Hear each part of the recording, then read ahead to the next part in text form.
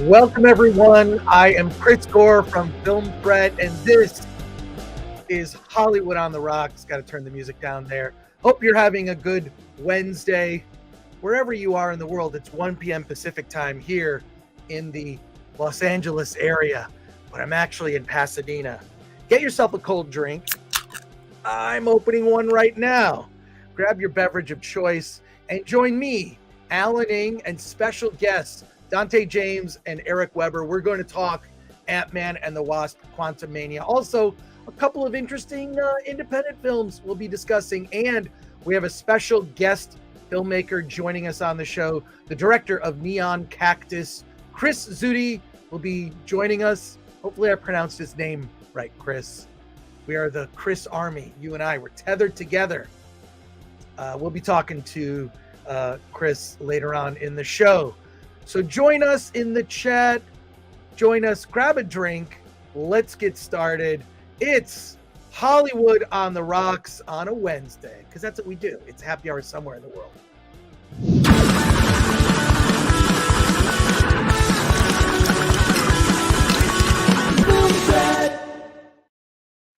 Alan, hey. There we go. How's it going, man? All right. Hey, you're back in the bedroom. Still not painted. Back in the bedroom. Still not painted.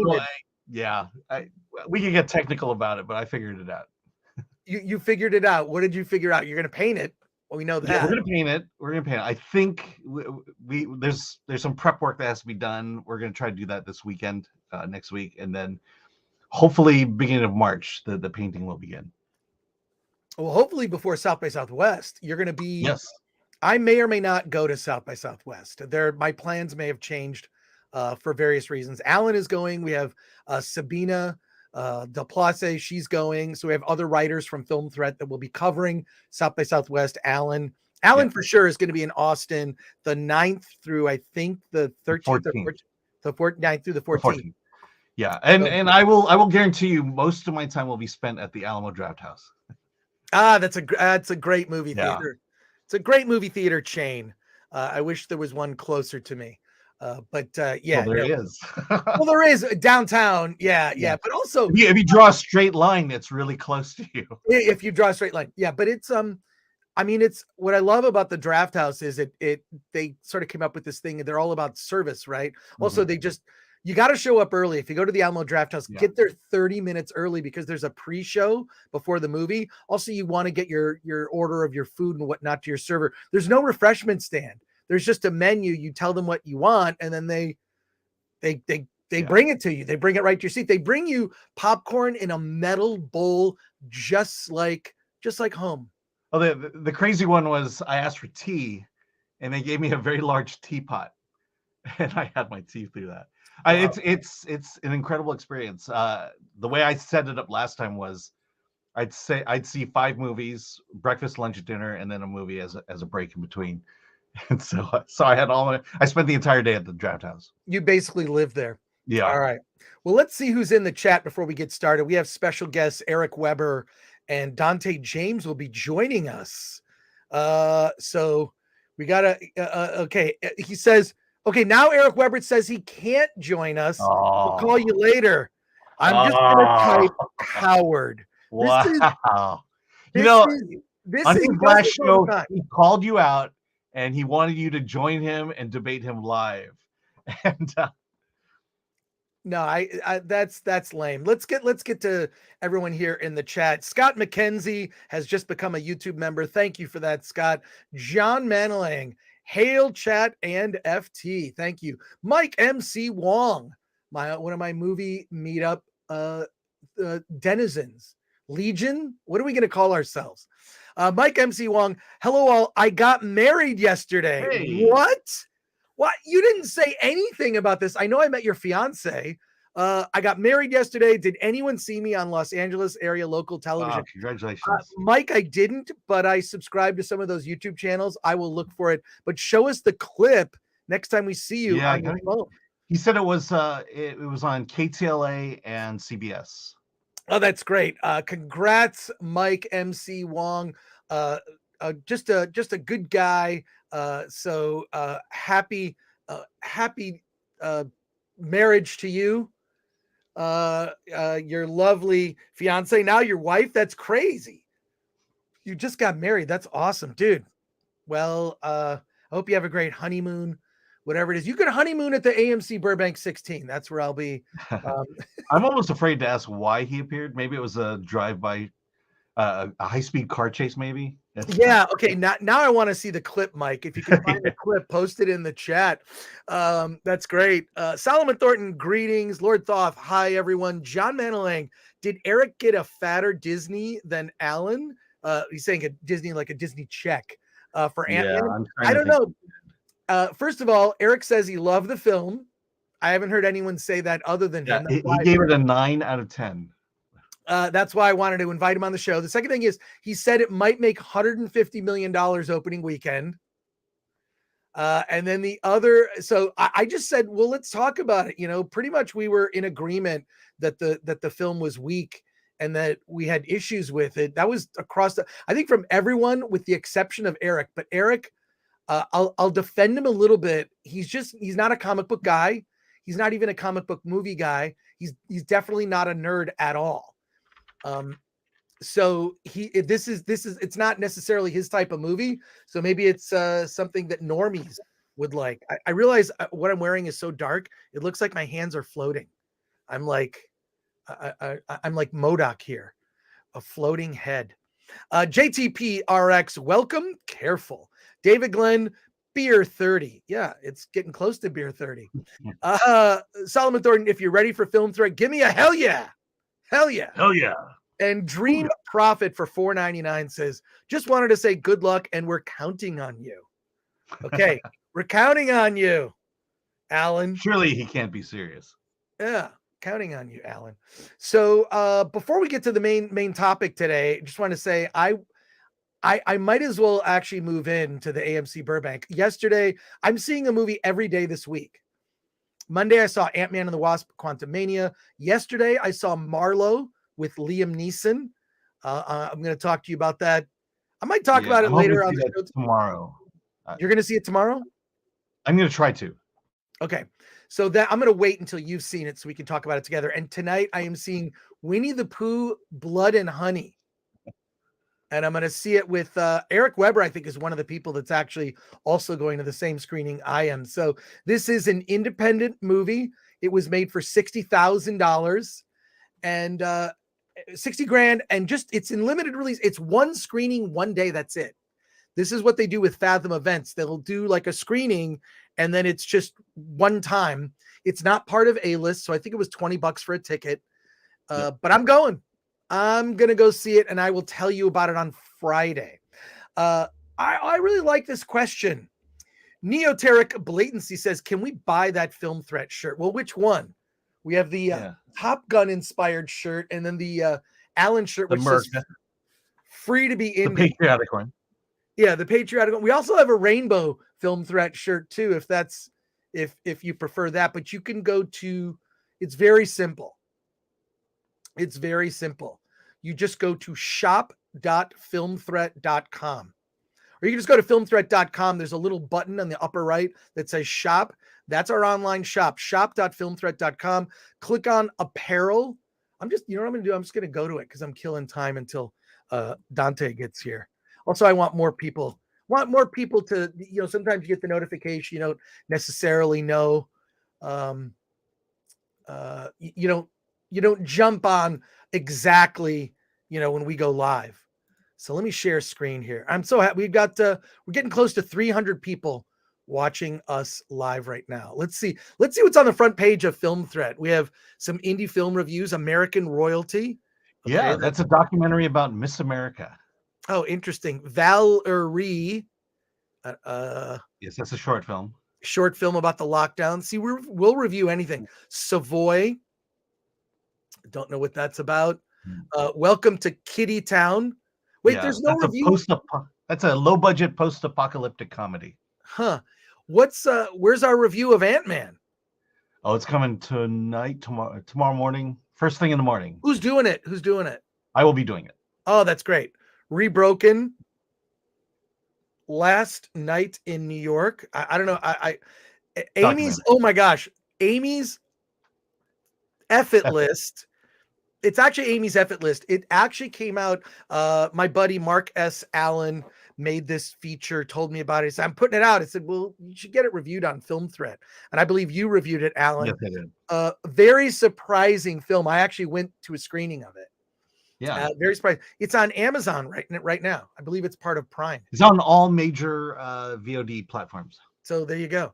Amy's Effort List. It came out yesterday. So, all right. I got to read your review then. Oh, I have seen this documentary, Orchestrator of Storms, The Fantastique World of Jean Rollin. Really fascinating doc about bizarre, like, lesbian vampire movies. This filmmaker made okay, so we should talk about this movie. We should definitely talk about this movie on a future show. Yeah, okay, it looks like it got a mixed review. All right, I'm sure it's a fair review. But cool. So you go FT shop.filmthreat.com. All your Film Threat apparel needs are here. So there you go. All right. We'll talk more about that later. Okay. Comments. We got some more comments here before we get to the main topic. Mike MC Wong, it was a Santa Clarita Valentine's Day I Do group marriage event. This is the first year they are doing it, and there was news coverage. Oh, well, I didn't realize. Yeah, you got married on Valentine's Day. Oh my God. First of all, I think that is the smartest thing anyone could have done. You get married on Valentine's Day, so your anniversary, you've combined your anniversary and Valentine's Day into one day. That's crazy. I think that is next level, Mike. I'm very impressed. Solomon Thornton says, "Oh well, that's a good comment. We're gonna I've got some Ant-Man stuff, so go ahead. Okay, good. I'm gonna save the Ant-Man comments for when we get into that. Flaccid Phoenix, where have you been? Where have you been, Flaccid Phoenix? We could have used you. We could have used you, man." Hail, Chat, Chris, and Alan. And Pilgrim Media for 2 says, "Hail, Chris and Alan. Good job, guys." And Mike MC Wong bringing the room down. Raquel Welch died. Yeah, she just passed away. Oh my God. I can't tell you how much I looked at the picture of her, the very famous picture of her from 1 million years BC. Not a particularly accurate science fiction movie. But that's an iconic image of her. So you looked at the picture, huh? I did look at the picture. How long did you look at the picture? Well, yes, I did look I looked at the picture, but we're at 13 minutes, so we got to keep this G-rated. Yeah, we're definitely gonna keep it G-rated. But I that movie as a kid I liked, but I realize now it's so cheesy. I think I realized it when I became a teenager. It's like, this is kind of a dumb film. But that's tragic. Well, yeah. Mike, congratulations again. Couldn't have happened to a nicer guy. Really, really appreciate you, and always good hanging out with our little movie meetup group. And it's open to anyone. AMC Burbank 16. We generally do happy hour at either Islands or Yard House. There's some other bars around there, but we all pick one movie to see. We don't necessarily all see the movie at the same time. People have work and stuff. They've got to get over there. So some people will see later shows, but we all hang out, and we'll hang out before the movie. We'll hang out a little bit after the movie, but it depends on the movie. Like, is this a movie that requires further discussion? Is it a movie where we need to talk about it a little bit more? In some movies, there's just nothing. Like Marlowe, I was in and out. I don't know. Like, we'll talk about it on Friday, Alan, because I really would like you to see it. I like that it's different than other Liam Neeson movies. But this, I think, what we got to do? We got to pivot. We're gonna pivot, and we're gonna talk about. Well, wait. Alan has something to say. 69. 69 is how I scored with your mother last night. Okay, that was the wrong one. I had another one. I had another one here. It's okay.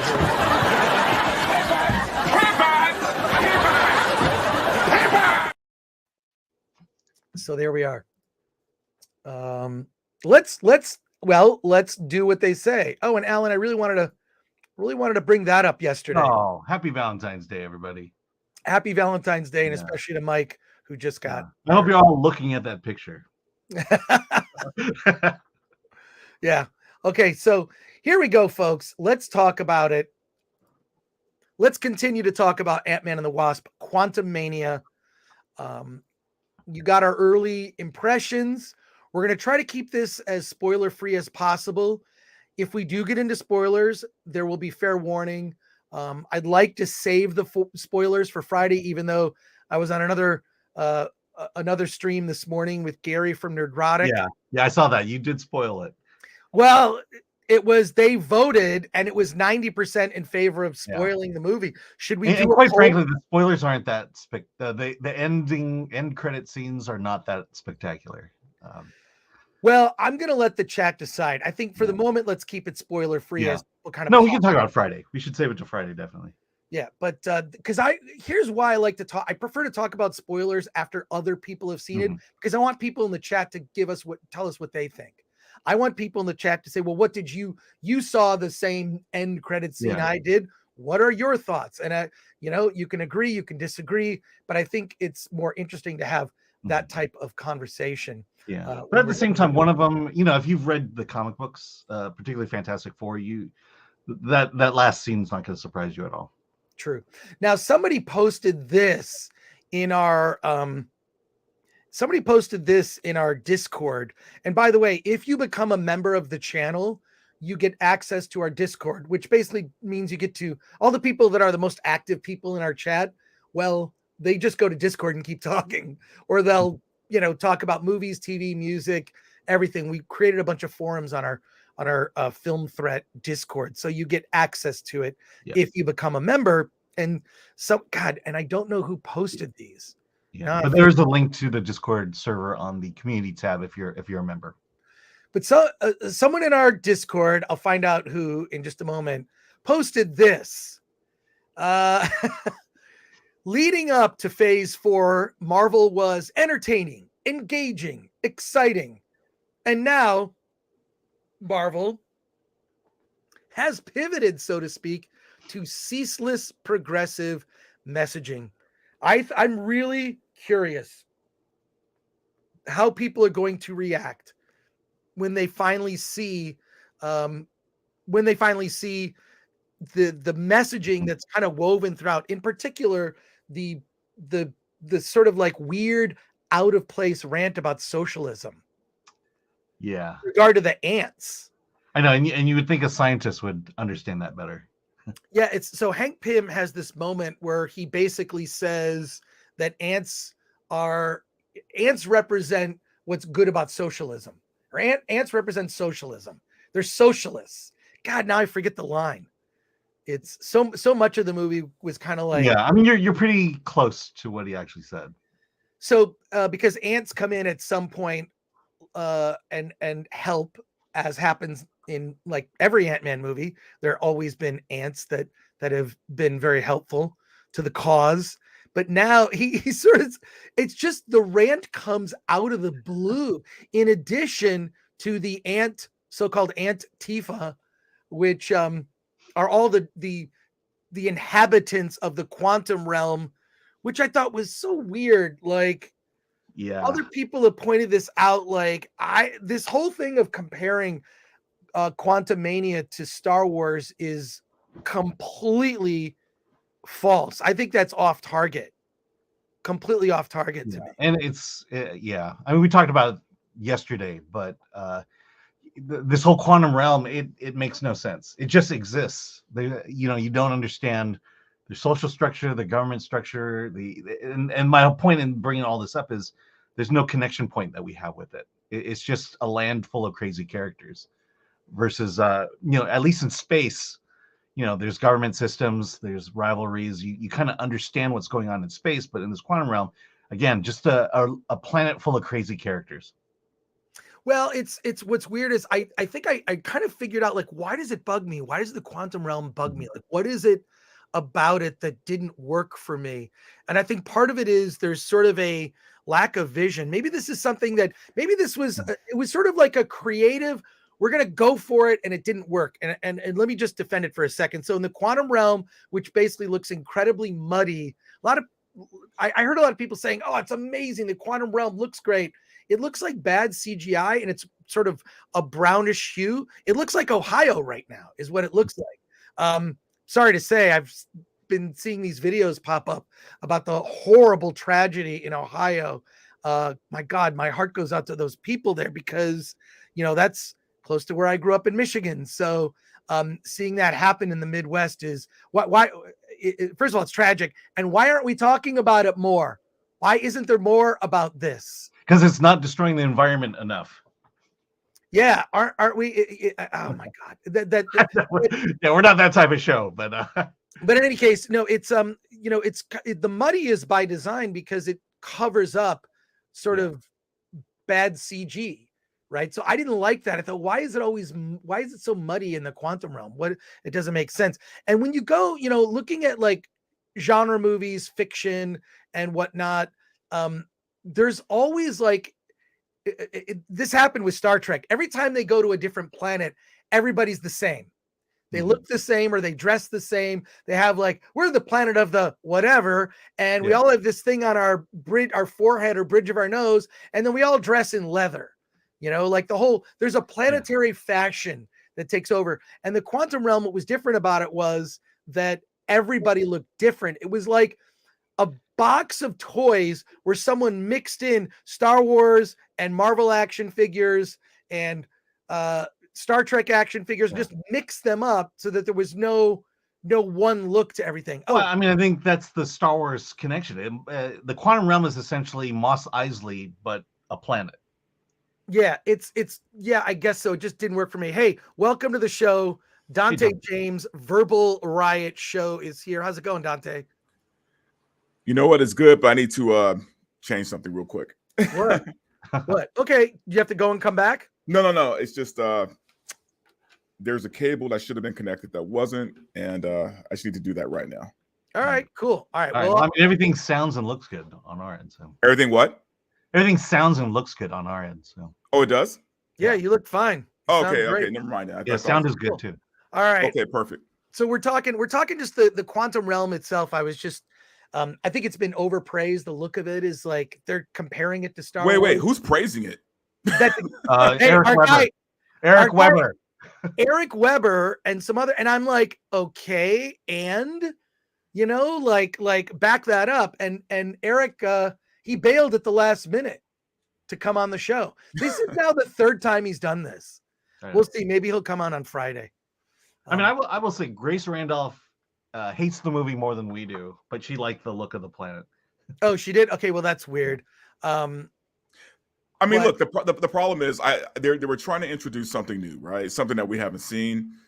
I think if they're going to do that, though, it needed to have more life to it, man. I felt like there was just no life to that scenery, like, okay, we've never been to the quantum realm, give us something that we can kind of like chew on a little bit. And everything just felt, and I think you said this before, Chris, when you're talking to Gary, it literally just felt like a video game. Yeah. Yeah. Well, or like you were looking at a video game. It didn't have a consistent look. It's like all the sort of the citizens of the quantum realm just didn't seem like there was any. It was all over the place. The look of it, and it just after a while just got it felt messy. Yeah. I mean that's my point. Is if you have to have some kind of touch point, a connection with it that feels familiar. That this is a world that feels real in some way, and it just wasn't there. And I think that's why most of the movie I'm just sitting back, just watching it, not really engaging with this world at all. And and it's just bad planning, I think. Absolutely. Well, the thing I didn't understand about especially the denizens of that area of that land was why were there other human characters there? Yep. Right. And why were they shocked to see other humans there? Exactly. There wasn't, I think this is, I'm trying to figure out like, why didn't it work? Why didn't it work? I really feel like it comes down to world building. The world building of what the quantum realm wasn't firmly established. How does it work? What are the rules? Someone pointed out yesterday in the chat, like, how do humans breathe because if they're subatomic, a molecule of oxygen would be larger than you.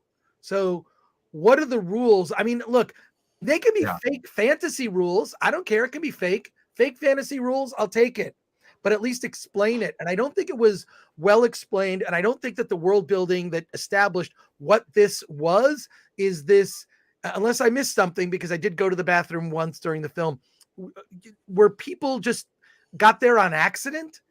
They never explain it. They never explain it. They never explain it. Yeah. I mean, that's the thing is, this is the lazy part of storytelling, even with characters, is they just assume that if we present it, you'll understand it. And, you know, and we need more than that. You know, you've got to create those touch points. Well, I don't mind something being left mysterious. I think sometimes things are over-explained, but it really wasn't established what this is. And I think it's going to confuse normies who are just going to be delighted with, it looks cool. Look at Ant-Man. Now he's Ant-Man and he's wrecking the town in his giant form or whatever. How are you microscopic and then become giant? Yeah. You know, I'll be what this movie, the way I felt about this movie is the way I feel about Fast and the Furious movies. It's just I'm watching an animated movie, and that's the biggest disconnect, and that's the reason why I've never fully embraced the Fast and Furious, because it looks cool, looks like fun, and I think that's why this movie will succeed, is because it's this fun world, and if you're not a comic book fan, and you're just a normie, you're going to enjoy the action that's going to happen on screen. I think Eric is probably right that it will make a lot of money. It'll make over 100 million over the weekend. But you know, it's like it's fast food basically. I'm not sure it's going to hit 100 million. I just doubt it, man. Like I could be wrong. Well, I think the reason it will is because we're still desperate for movies to watch. You know, I think when the other two Ant-Mans came out, they were movies every week. So I think this is a good opening for it. And I think people, again, want it. Post-pandemic, they just want to get out of the house and watch a movie. Yeah, because the last Ant-Man movie opened the same time Solo did, right? Yeah. No, Disney wouldn't cannibalize itself that way. You sure? Well, I thought they were pretty close. No, Disney spreads out their movies because they want all of them to make a lot of money. Well, I will see. I think it remains to be seen. The last Ant-Man movie, we'll start with Ant-Man 1, made around 50 million, 56 million opening weekend, which, you know, respectable for something like and the budget of the film probably reflected that as well. Right, that was the first movie. The second movie did like 87 million. I want to say opening weekend. So this will be whatever it ends up being, which I think it'll be north of 87. It's going to be a quote franchise high. There's always ways to spin it. There's always ways that but okay, Chris, the numbers in a positive way. But when those numbers came out, that was when people still loved Marvel or loved the MCU. I feel like a lot of that love isn't there now. Well, you know what I don't like is now it feels like it's required viewing that you have to watch every show to get the full picture. And and now the TV series. Another TV series I have to watch. I mean, I'm definitely going to have to watch Loki. Things make a little bit more sense if you watch Loki season 1. Loki season 2 is coming. I wanted to get a couple things. Dante, I want to get your impression of this chart that Alan and I were talking about. This was made by someone in our Discord, or posted there by someone in our Discord. Look, this is not a scientifically accurate thing, but it does kind of spell out like, the trend of the Marvel Cinematic Universe previous to Phase 4 was we're going to entertain you. You're going to be introduced to a lot of characters, a lot, and it's the number one thing. The priority was storytelling. Storytelling was at the top, and I feel like that has now that's kind of been set aside. What do you think of this this very scientifically created chart? Well, I mean, to be honest with you, man, I think that it's not wrong. It's definitely not wrong. look, we talked about it yesterday, man. Marvel has gotten into this sickness, right? This formula, and ride or die, they are going to stick with this formula until proven otherwise. You know, until the numbers are so bad, that's when maybe they'll start to switch it up. But it's gotten to the point now where when you watch any kind of MCU movie, you already know what beats are about to happen before they happen. You already know what kind of jokes are about to come. And for some reason, they think that this formula is still going to keep working for them. And the movies have gotten less original. They've gotten less entertaining. They've gotten just sad, to be honest with you, man. Like when I think about how excited we all were when Disney Plus announced, you know, some Marvel shows, we all thought it was going to be a good thing. And now we're realizing that it kind of crippled them. Yeah. Real quick, also, I want to say it's Dante James's birthday tomorrow. Oh. Dante's birthday is tomorrow. Getting old, man. Getting old. And subscribe to Dante James's channel. It's Verbal Riot Show. I just put the link in the chat. I just put the link in the chat right now. He is, I just checked, 19 away. Wow, I didn't even know away that. from 1,000. Wow. I'm paying more attention to this than Dante. He really is. I had no idea. I'm like, You care more about it than Dante does. As a birthday, I care, man. I just have, you know. You're 17 away now. 17 away, Dante. So Wow. help us celebrate Dante's birthday. Guys, I'd really appreciate it. You'd make this old man very happy if you got me to 1,000. 1,000, and you can definitely you'll be able to get monetized. You're eligible for monetization. Now only 5 to go. Only 5 to go. Oh my God. Let's do it. Come on. We have over 500 people in the chat right now. Not all of you are subscribers to Verbal Riot Show. Give me to 1,000 and I'll post a sexy pic. Okay, wait. All right. You're you had 1,000. You did it. You did it. Oh my there? God. Really? Oh my Yeah, God. he's there. That's nuts, man. That's nuts. Oh my God, All that's great. Thank you guys. You're amazing. I don't deserve you. Thank you so much. That's great. Soon you'll That be is rolling great. in those pennies that YouTube is going to send. Well, you did it, man. That's Well, great. I'll definitely be doing a special video tonight about it. So, Oh, that's cool. All right. Well, now you guys are amazing, man. Thank you so much. Continue to enjoy content put out by Verbal Riot Show. Dante's channel. Best birthday gift I've gotten in a long time. There you go. I knew we could make it happen. All right, let's see who is in the chat right now. We have a lot of comments about Ant-Man. We're getting to them. A lot of comments here. Alan, keep starring the Yeah, I got him. starring these. Solomon Thornton says Kang should have been saved until later and have MODOK be the main villain, an ally of Kang. That's what I said yesterday. Exactly. And even have the Micronauts, they are owned by Hasbro with Ant-Man and the Wasp, would have been better. I agree with that. MODOK would have been a better main villain and just have Kang kind of hanging in the background. Kind of like what they did with Thanos, where Thanos was like kind of there. He was the... Is that me or is that? I think that's Chris. I think it's Chris, yeah. Yeah. No, I think, yeah, because you had, I'm failing to remember the names, but in Guardians of the Galaxy, you know, you always had Thanos' henchmen kind of stepping out. Gore, you had Nebula. I mean, they were Thanos' henchmen. Yeah, but the thing is, I don't think that was, you know, to have Kang in the background. I think you're just kind of repeating Thanos. I think you do need to do something different, and that's what they're trying to do. And they're using the gimmick that we'll talk about Friday. I'm not saying he had to be in the background. Whether that's a good gimmick or not.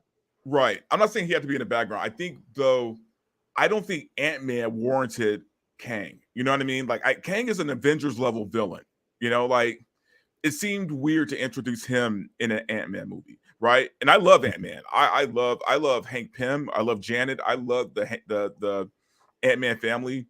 I think MODOK would have been a more suitable or a better villain for Ant-Man. Well, I mean, ultimately, what you're saying is they disrespected MODOK in this one. Completely. I mean, I thought it was kind of cool that it was Darren, but it just became comic relief, which was. See, I would have been fine if it were Darren, if it still looked and acted like MODOK, right? Yeah, like he had essence of Darren's memories, but he's MODOK. Like they should have.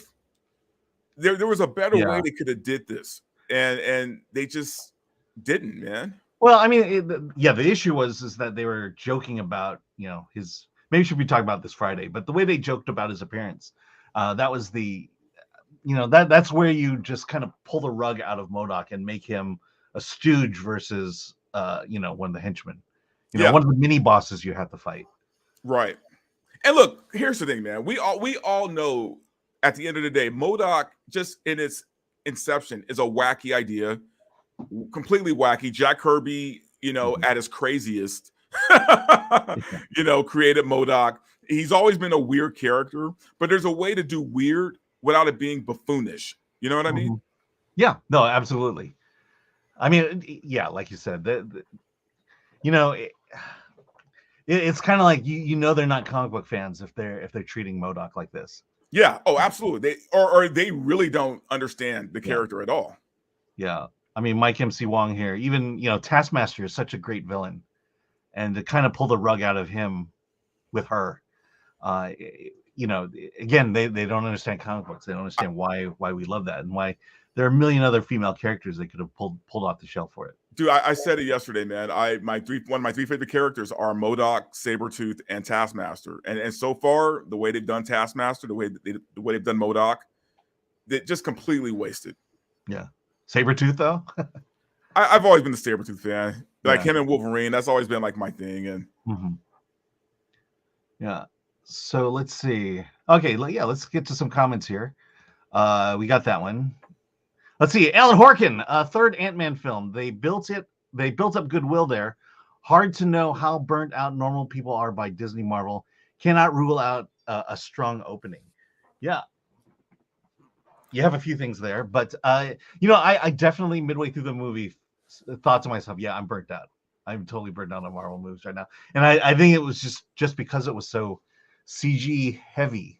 If you look at the first two Ant-Man movies, it's about Scott and his family. It was on Earth, and also it had the mojo of leading up to Infinity War. In fact, Ant-Man and the Wasp came out just after Infinity War, but playing a pivotal part in that. And it just, I think what bothers me the most about this movie is it's just it's the first issue of the Kang Dynasty comic book series, and it's not an Ant-Man movie at all. It just happened to fall on this movie, so to speak. I think that the way the MCU is heading is kind of like the way they've done their comic books in the past, where there's, instead of just being able to read issue to issue, it's like they have this giant event, and then you have to read all these other books to understand what's going on with this big giant event happening in the comic, right? And I think they're trying to apply that same logic to their movies.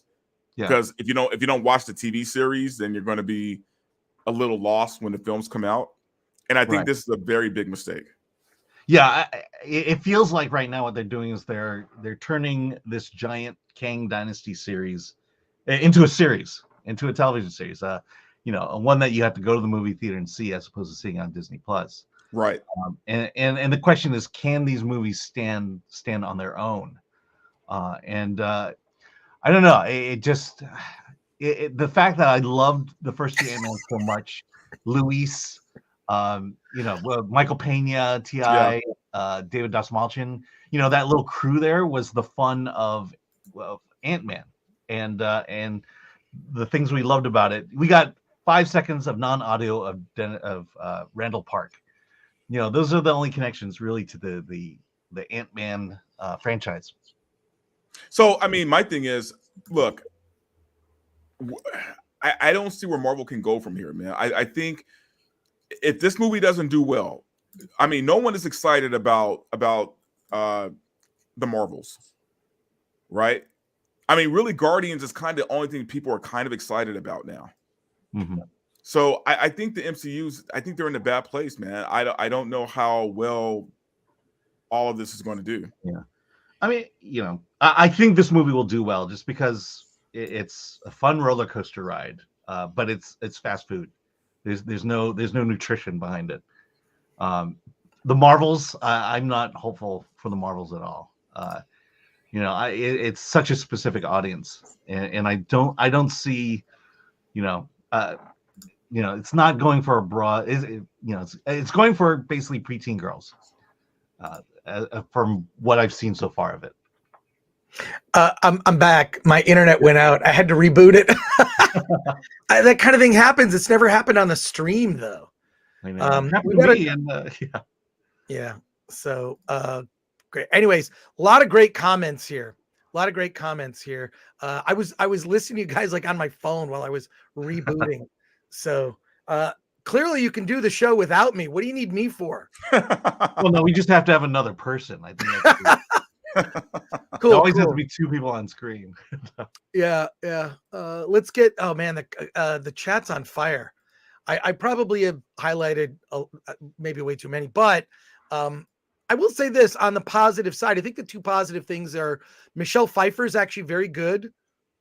I think she's very good, and then I think that at least the first part of the movie is fun. Mm-hmm. The first part is fun, but other than that, I don't know. I don't know. So, and that's the thing, man. It's you can't have it both ways, right? Like you can't have this villain heavy like Kang, right?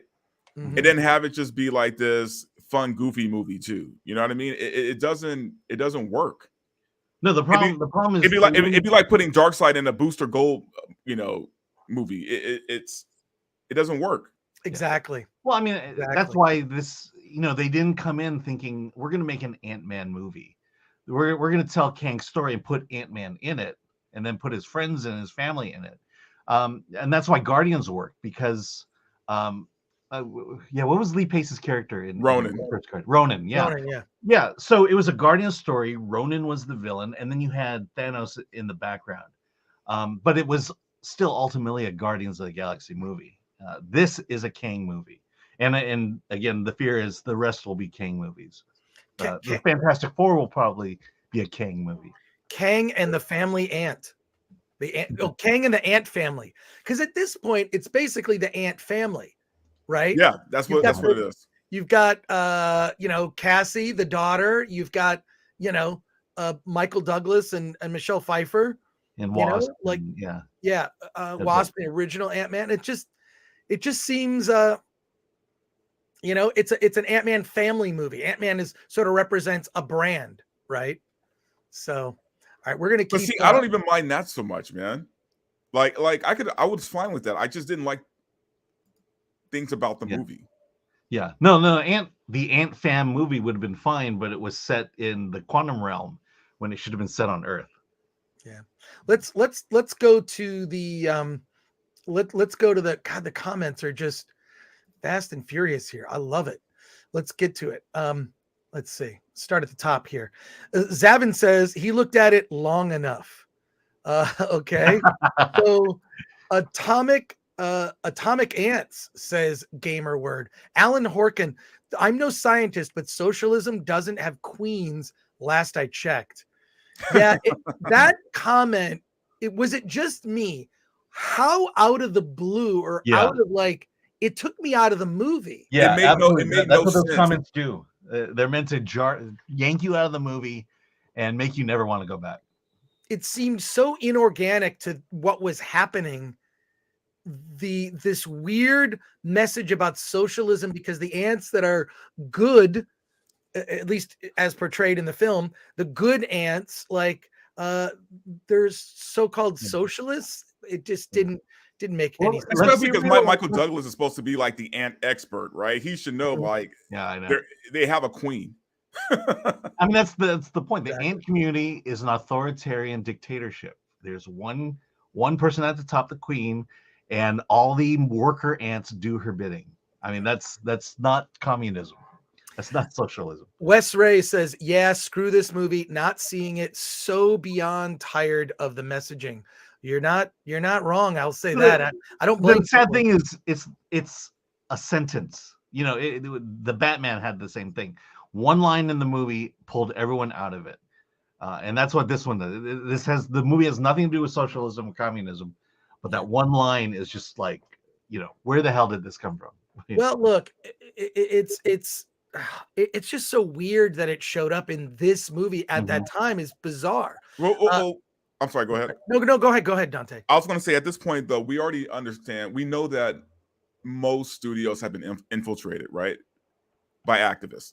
Yeah. So they're going to put it in there somewhere, right? Like I remember that episode of The Last of Us with Bill and Frank, who we all thought that was a great episode, even though it was about two gay men. We had no problem with that. It was just a good story. But then the director has to go on, interviews and say, "Oh, I want to trick the audience to watching a gay love story." It's like, if you didn't say that, people just on goodwill, people like that story and we're fine with it. But now, you're projecting your agenda into it, and and now people are kind of pissed about The Last of Us. You're up to 1,040 subscribers, Dante. This is crazy. And we have 700 people watching us right now. Yeah, so please slap that like Thank you button. guys so much. Slap that like button. Subscribe to Dante's channel. We'll bring it up again. And, please subscribe to Film Threat. If you're not subscribed, you can expect to see, something like this.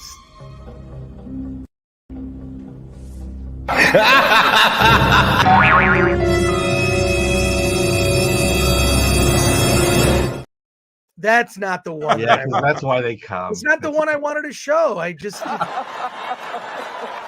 Oh, wow. Yeah. I mean, I need the name of your clip guy, man. We are approaching 67,000, by the way. So now we have like a ton of people that just make them.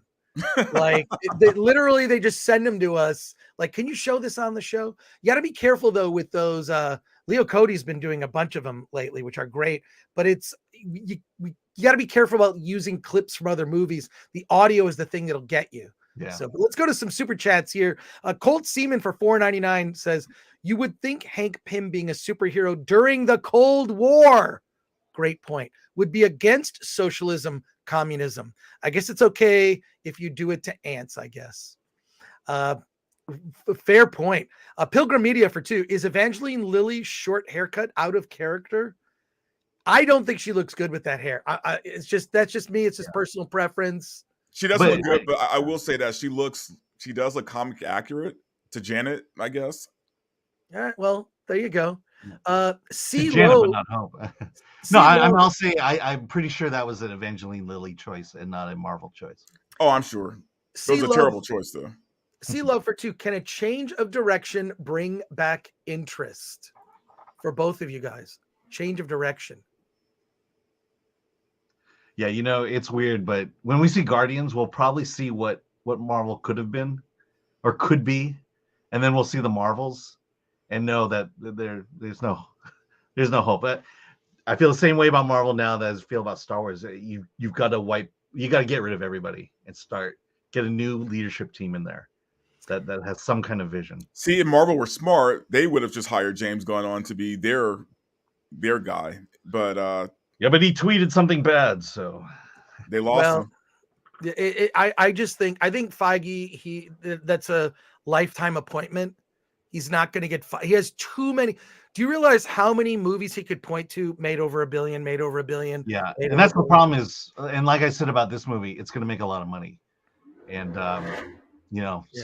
so that we're going to lose on the monetary front there. You know what? Maybe we're not the audience. Maybe we're not the target anymore. Maybe they're just aiming at children at this point. You mean people who are comic book fans and have been for life? They don't want comic book fans.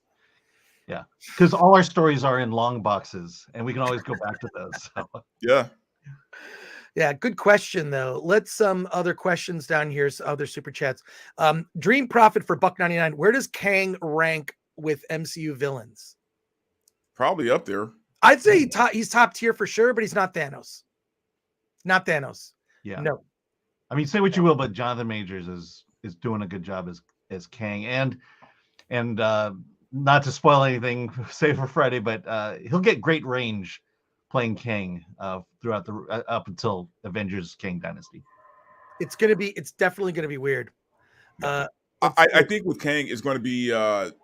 I put him up there because I don't know how they can stop him at this point. Yeah. Mm-hmm. I'll be the one for 5. And thank you for that. Any good movies for 2023? Dune 2. Dune 2, that's on my list. Let's see. I'm looking forward to Guardians 3. Hey, I want to see the Flash, man. And I want to see the Flash. I want to see the Flash. I'm not going to lie.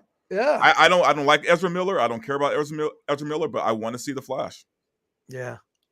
I'm with you. And there'll be a Christmas movie starring Candace Cameron Bure that we'll all love. Jesse Bedwell for 2. All I want is a good Fantastic Four movie. Too late. Yep. Too late. I don't think that it will be good because Disney is making it. Alan? The only hope that we have at the moment is the fact that it's not really been, it's kind of being developed at the moment. And so there's still time to stop and change things. Yeah, I just have no hope that it'll be accurate to the comic at all. And I just think it's Disney. When something is Disney-fied, and it's weird how kind of Marvel put that off for a while. So that was interesting. I mean, originally, look, the first Iron Man movie was put out by Paramount, right? And then they made that Disney deal, so they had access to more funds. They could greenlight more movies and more characters, which was, a blessing and a curse, because the content, feeding the content machine, which constantly needs more and more and more content, means you end up with all these Disney Plus shows. And for my money, I don't think any of them have really held up.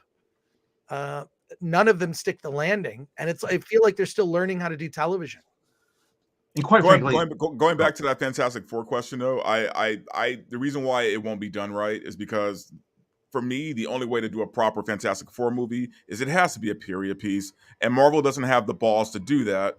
So, right, we're not going to get one. I mean, I'll always say Fantastic Four is a tough comic book to do as a movie. I hate to say it.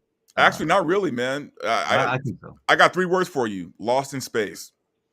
Yeah, the Fantastic Four, Lost in Space. That's how you do a Fantastic Four movie. Or set in the 60s. Okay, go ahead. Oh, no, set in the 60s, and then time travel. They go to the negative zone. These are things that happened in a lot of the Fantastic Four stuff. The Fantastic Four it's almost not even a superhero show. It's like a scientific exploration show. Yes, but that's how you do it. They have and that's what Fantastic Four has always been. It's always been pure sci-fi. Right. And I think that's probably why it's going to be a tough one to pull off. And I'll tell you, the negative zone, guess what the negative zone is? What? It's the quantum realm. It's the quantum realm. It's basically the same thing. Yeah. Kinda. I mean, look, there are comic book purists that will debate that. No, I'm saying in the MCU. In the MCU, yeah. Because they're not going to create another quantum realm called the negative zone. They're just going to use the one they currently have. And I don't want to see another zone or another dimension where it's just a cast of wacky characters. Yeah. Zavin says Roger Corman's Fantastic Four film exists. Yes, not only that, you can get it on Blu-ray. I have a Blu-ray copy of the Fantastic Four movie. It's $10. I'll have to dig it out and find out. And there's a I still haven't seen it yet. Yeah. And there's a Fantastic Four documentary out there. Yes, it's called Doomed, and it's on Amazon Prime. And I'm in it. Yeah, one of us is in it. I was on the set of the Fantastic Four during the 2 weeks that they made it, and it was a bizarre experience. It's a bizarre experience. Dream Profit for $1.99. Can Marvel do X-Men better than Fox? I think not. I would agree with that statement. I think that X-Men, look, the quality of those movies vary.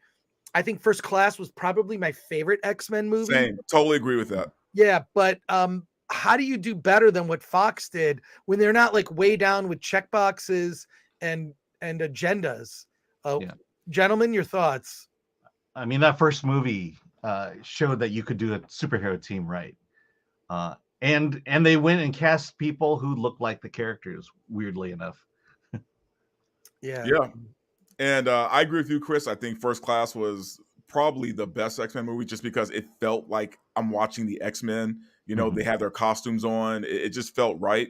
I wish I forgot who directed that one. That was Matt Vaughn. Yeah, it was Matthew Vaughn. Yeah, I wish he would have stayed on with the series and they let him just do his vision of it, because apparently he was planning to do some very classic X-Men stuff with the rest of the series, and then Bryan Singer decided he wanted to come back, which kind of screwed everything up. Yeah, But no, I don't think the MCU at this point should touch the X-Men, even though they are, because it's not going to be good. Yeah. First Class definitely felt like the comic books I had been reading when I was a kid. Right. Tucker time, my buddy Jeff Tucker. Disney already made a good Fantastic Four movie. It was called The Incredibles. That's true. And Iceman says, my favorite cartoon as a kid was the X-Men series and Silver Surfer. Nice. And then goes on to say, First Class was a great origin story.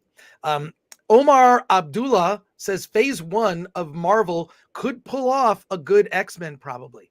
Yeah, I agree. Phase 1 would, I feel like phase 1, they were kind of like, they were sort of just getting their bearings and experimenting and doing really well. You look back at phase 1, go watch Captain America, the First Avenger.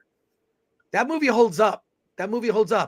Some of those, a lot of those older, phase 1 movies hold up because I think I feel like they were trying really hard because they had to earn an audience.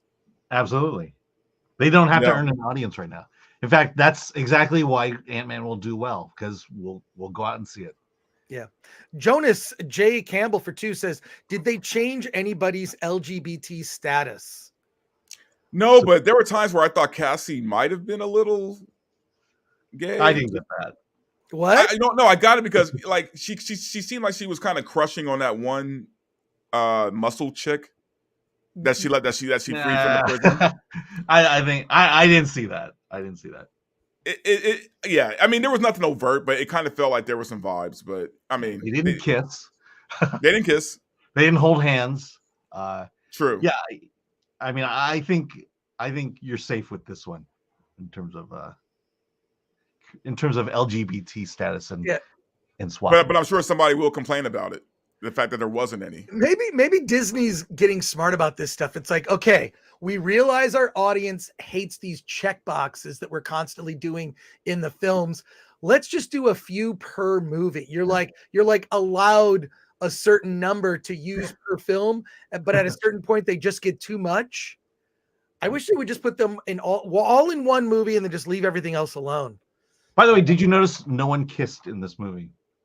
Didn't. No. Yeah. They hugged. You're right. They did hug. It's so weird how they I've noticed. I mean, this was true of Star Wars. They've removed romance from films. It used to be, a movie, you kind of have to have like a romantic interest sort of subplot that pays off or not, which is fine. But now they just don't even include it. It's just not in it, as well as just sort of, not sexualizing any of the characters. But I feel like we all like to watch attractive people. And you know what?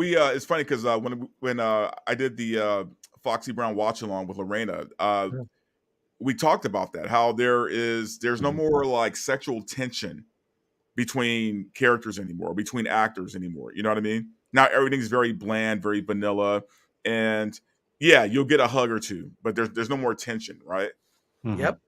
Yep. It's just bizarre that, in fact, I remember when I first saw Force Awakens, it's like, where's the romance? Like a sweeping epic includes something romantic. Mm-hmm. So, yeah, like Attack of the Clones. I mean, romance. Romance has never been done. Romance has never been done better in Star Wars. That's for sure. Oh my God. Careful Crab for 5. What happened in The Last of Us is the woke strategy for the future. Tiny good writing as bait for the message. They're evolving and adapting. Well, thank you for the super chat. What are your thoughts on that? What's weird is it hasn't bugged me all that much in The Last of Us, and I am caught up on The Last of Us. The episode 4 and 5 were kind of a twofer. There's like a 2-part story. Mm-hmm. I thought it was excellent. I thought it had also had a great payoff with all the action when you finally saw what was underneath the ground that emerged. That was amazing. Yeah. I like it. I also like that it's different from traditional zombie stories that we've seen. So what I'm saying is, if the writing is good, maybe it just bothers us less. Alan, your thoughts? Yeah, with this one, I mean, I'm all for LGBT romance. I don't have a problem with that. But when it feels inserted, when it feels like it's just being done because I'm taking that stand, the message, as it says here, and quite frankly, that's kind of how I felt with episode 3 of The Last of Us. That I'd like the story, but it was a one and done. I think Bill and Frank. I get that they're following the video game, but if Bill and Frank had been a regular cast member in this series, they could have really developed that relationship more and really build that dynamic. That's why I think Knock at the Cabin is a better LGBT story than The Last of Us was. Well, both of those are good examples of sort of they've broken from the checklist, which is they killed gay characters. Normally they were like a protected class in a movie. It's just like, well, you can't kill the gay character. It's like, well, they did, they did. Yeah. So, or just because the other thing that people talk about is, Kang is black. Right. Well, you're not allowed to have your villains have to be white. That's the rule nowadays. Well, but they went for the actor who had the gravitas to play Kang. Well, that for sure. But I also think that they're going to be different Kangs. We've already seen, at least 2 different versions of Kang. Yeah. Like very filled out version of that character. And I almost think that at least the final episode of Loki is kind of required viewing going into this. You'll get more out of this movie. And I hate even to say it because I don't want to have to watch it, but I did watch that final episode just so I could be caught up. And it did make it better, but I shouldn't have to. A movie should be a standalone thing. This is what's bothering me about this. Because it's one of those things where it's just like, oh, the first third of the movie is kind of fun, and then it goes off the rails, and you're like, whatever. But the more I think about this movie, the less I like it, because so many things just fall apart, and that's a big part of it. Is so much of this movie depends on your knowledge of all this other stuff, including like Marvel Phase 1, 2, and 3. You have to know, like, Ant-Man was a part of Endgame and all of that. And it was also the problem with Multiverse of Madness. If you didn't watch WandaVision, you would have been lost. Exactly. So thank you for your comment, Careful Crab. We appreciate it. There was another super chat up here I think I missed. Swords and Starships. I saw you in the chat on the Nerdrotic Nooner with Gary Beekler. Swords and Starships for 10 says, I'm working on a review of RRR. Okay, go ahead. Punch your bingo card. I didn't say it. I didn't bring it up. The movie is such a beautiful story of friendship, epic battle against tyranny, and Raju is one of my top 10 heroes ever. Thank you for your relentless call to arms. Well, thank you. Maybe one day, Gary Beekler will watch RRR. Nerdrotic, you got to get on it, man. You got to get on it. You got to watch RRR. This is what I love about RRR is it kind of shows like this is what's possible. These are the movies people are making in other countries while America's being left behind with just, just like constantly scraping the bottom of the barrel with these franchises. RRR is just this fresh new act. It feels something fresh about it. If I were a studio head, right? I think these days, like I would be looking at why a movie like Top Gun Maverick did as well as it did. That movie had no right being as good as it was, and to have the audience love it the way they did. If I worked in the studio, I would be studying that movie and asking myself, what are we doing wrong? How the hell did this movie make so much money? Yeah. And also Swords and Starships, shout out to that your channel, subscribe to it. When that video is done, send it our way. Let us know. Want to check that out. More comments here. Boy, this is you guys. Yeah, we got all the super chats, by the way. Okay, cool. We'll just we got like 700 people watching, so we appreciate it. Let's see. Toxic Waltz N8, is Eric Weber secretly Armand White? Can we expect a Scooby-Doo style reveal eventually? So this is the third time He said, I'll do the show, and then he didn't do the show. I am very upset about this. I was seeing Eric tonight at Winnie the Pooh, Blood and Honey, yeah. So there you go. But I don't think Armin likes movies. He seems to hate everything. Beg for Mercy, who's a member, thank you for that. Ant-Man 3 equals let's stand on a stage and act in motion capture suits, having no idea what is going on around them. Yeah, it feels that way. There's something about it that is kind of cold and hollow with films that seem to be shot on this. I think the actors like it, but it takes away like the imagination, right? You're in this thing. What do they call it? The volume. The volume is it's like a giant projection screen. Instead of using green screen, you're actually acting in the background that is changeable. So something about it just doesn't. It just feels lifeless, man. Yeah.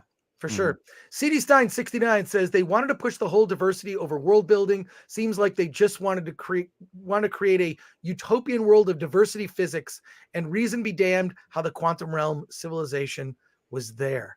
That makes sense. That completely makes sense.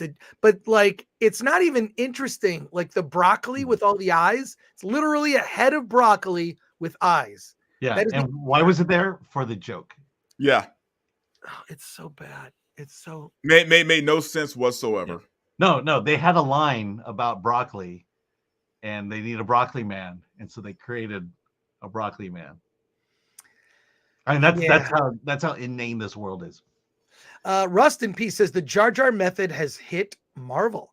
The thinking is the effects, big explosions, CGI sells this genre, but character and story sells any genre. Good point, Rust in Peace.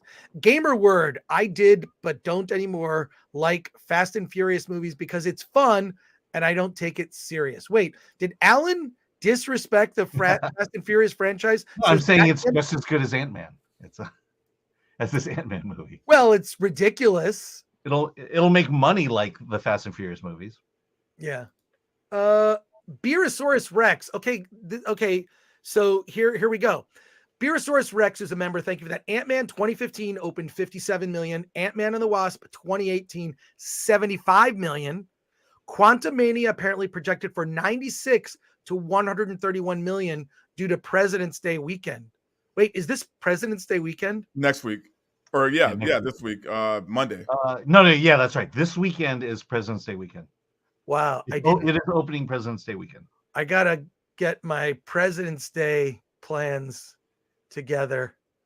I have none. Okay, thank you. And with that said, I take back what I said about it not hitting 100 million. With it being a 3-day weekend, they'll probably hit it. Yeah, but are they going to include that? You know, are they going to include the Monday figure? You've got Thursday early, then you've got the Monday figure. I mean, right. I mean, they do that anyways with other movies that appear on a holiday weekend. You know, Thanksgiving. You know, Avatar made a lot of money Thanksgiving weekend. So, and then Beerosaurus Rex goes on to say Chris faked a computer crash so he could go look at his 1 million years BC poster. I get see, this is what happens when I'm not here, is that Alan will highlight the chats that I'll say nice things about Alan. Look at this one. The Dante Allen show was good. Says Ayav no dick. Well, I want to know how many seconds I want to know how many seconds you looked at that Raquel Welp. 69. Okay, I didn't do that. Alan did that. Nice. Yeah. R.I.P. By the way. Yeah. There we go. All right, let's keep going to these chat questions and comments here. Chicago Box Pfeiffer is still hot to me and will always be Catwoman. She looks remarkably good. She really does. I thought I was tripping. I'm like, is she really this good looking still? Yeah, she just is stunning, if you ask me. Okay, so now the misogyny comments will come out. Yeah, exactly. Here they come. Here they come. Horn dogs. Yeah. But, I just wonder, like, when finally audiences get to see this, okay? box office wise, we're looking at, it'll be respectable. It'll do better than the second Ant-Man. That is a trend, right? So that's a trend that's positive. The first one did okay. So like a third Ant-Man movie, do you think there's going to be a fourth Ant-Man movie? No.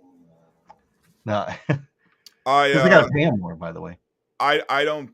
You know what, man? Look, I don't think so. But here's the thing. I think Disney likes Paul Rudd, so there is a possibility. Yeah. I mean, if you got Paul Rudd, in your stable, you got to use him. Right. I mean, he'll definitely be in the Avengers movies when they ultimately come out. Right. But in terms will of he though, or will it be Cassie? I said, will he, or will it be Cassie? See, that's the thing. Yeah. They've already set up. There are female counterparts for every Avenger now. Yeah. Yes, there are. Yeah. If you include the multiverse. Yeah. And also, who's the Robin of the MCU right now? That there isn't one. Yeah. So I don't know, Alan, could you bring up the Rotten Tomatoes? I want to talk about that. And there's some more starred comments here from people. War Monkey, who's a member, says 6.6 at IMDb for Ant-Man and the Wasp: Quantumania already. How's your father? Says next movie is Ant-Man and his extended family, who's all smarter than him. Dave T. Geek says Ant-Man 4, Antifa and the Wasp. And Raylo Normie says Alan's dog is Hypnotoad.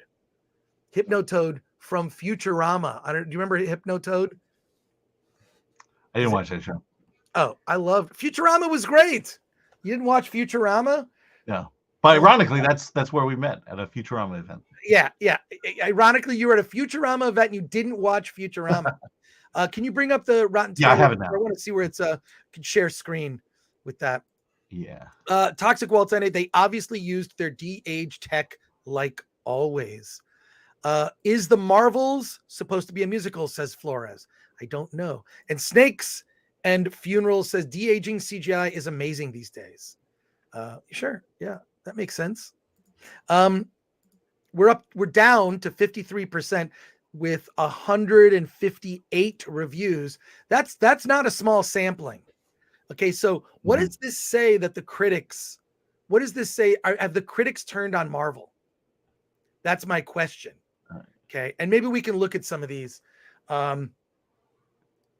Alan, do you want to read some of these? Yeah, let's see. NPR says, as depicted here, Scott's entire personality, the whole of his character is defined thus: I love my daughter Cassie. Where's Cassie? What have you done with Cassie? That's accurate. We can confirm. Let's see. Oh, here, San Jose Mercury News. He liked it. It's all entertaining enough, but Quantumania seems like an in-between Enterprise, another chess move in the superhero series. So kind of a tepid recommendation. Well, it's yeah. I mean, first of all, that's completely accurate. It just is not like it's not like a self-contained movie. There's just too much else that's about to happen. It's like they're leaking these things out as like chapters and not full movies that you can just fully experience and enjoy. It's a movie that like, well, get ready for the next movie. Like right. you can't make a movie that's basically a trailer for what's coming, which is what this is. And that wasn't a glowing review. No. Alan, some more comments. Yeah, Ollie Richards, top critic. Marvel's mini hero is back in a movie that's all scale, no fun. I'd say there are some fun parts, but yeah. I mean, I definitely laughed at points, but not enough to, that was all in the first half or first quarter. Yeah, but I would say about the first third is, yeah. Here's from Eskimo TV. He should write for us. After a promising first act that featured some relatable family conflict, the film falls apart by dividing our characters up in contrived, inconsequential realm that had absent thrills and jokes that didn't land. Well, I would agree with jokes that didn't land, in particular with MODOK. Oh my God, that was just such a dumb. We talked about it yesterday, but MODOK was like those Steve Odekirk Thumb movies, Thumb Wars, Thumbtanic. What were some of the other Thumb movies? You're asking me that? Don't you? Aren't you a Thumb movie fan? I am not a Thumb movie fan. But didn't Bob Odenkirk do the? Is it? It's Steve Odenkirk. Oh, Steve Odenkirk. Yeah. Didn't he do Kung Pao? Yes, I liked Kung Pao. I love Kung Pao. Yeah. Yeah. Okay, let's see. Ant-Man isn't an example of bad comedy. It's bad drama, bad science fiction, and a waste of everyone in it, including Evangeline Lilly and Michael Douglas. Yep. Yeah. I would say that's accurate. That's fair. Let's see. Ironic that after all the millions of dollars spent on computer-generated pizzazz, the best special effect comes from two of the real-life stars serving up some real-life acting. Yep. Let's see. Buried deep, deep, deep down in Quantumania is the heart of what is good and what is a good Ant-Man movie could be, but it doesn't find it too often. I guess it's just saying that the overall message is buried pretty deep, which I would agree with. Yeah. Yeah. You want to keep going? Yeah, please. And we have actually let's go to the chat because still a lot of chat comments that we have not gotten to yet. So and also, by the way, a reminder from Lord Thoth, subscribe to Verbal Riot Show. It's Verbal Riot Show on YouTube. That's Dante's YouTube channel. It's his birthday tomorrow. We want to help him get monetized. You guys are amazing. Thank you so much. North of 1,000, but we want to push it higher. We want to push it higher. You were 1,050 last I looked. Let's see, were you 1,060? Yes, crazy. 1,060. Oh my God. You got that safe window there. That's good. Back to your comments. You guys are the best, man. Back to your comments and questions here. Steve O'Cal says Marvel is played out. There's no quality in it anymore. It's just consumer trash. Yep. Guardians of the Galaxy 3. Yep, that's the only thing that's remotely interesting, says Dave T. Geek.